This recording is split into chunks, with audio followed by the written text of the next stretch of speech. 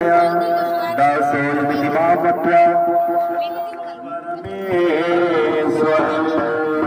से प्रार्थना करना है।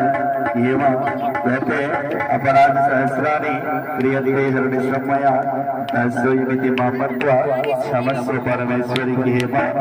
अब तो हजारों अपराध दिन में करते हैं, परंतु मां तो मां होती है। और कहा गया है कि पूजन में विभिन्न प्रकार की वस्तु का उपयोग किया जाता है।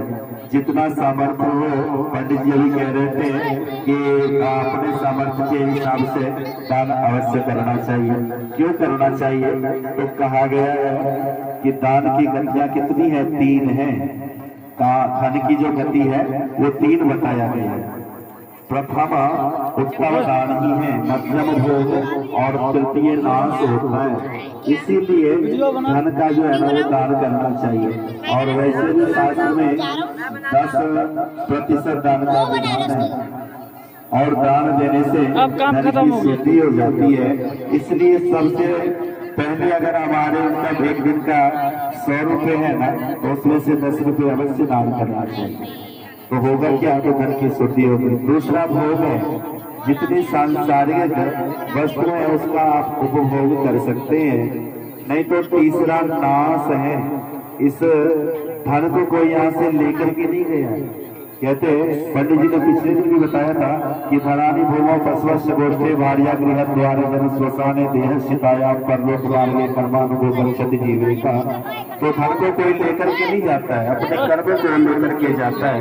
तो कहा गया है कर्म प्रदान विश्व राखा जो जस करे सो सफल जाता। इस संसार में सबसे अच्छा जो है वो कर्म को प्रधान माना गया है।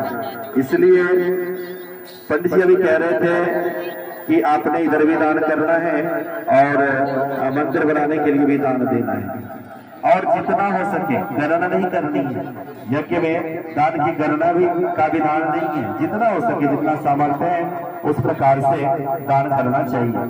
तत्पश्चात भगवती से प्रार्थना करना चाहिए। क्या? तो अपराध सहस्राणी क्रियते हृदयमया सोयमिति मां मत्वा क्षमस्व परमेश्वरी की हे मां। हम तो हजारों अपराध करते हैं, परंतु मां तो मां होती है। और एक पुष्प चढ़ा देने से भगवती प्रसन्न हो जाती है। इसलिए पूजन में केवल 2 ही चीज चाहिए, एक श्रद्धा और दूसरा शुभ।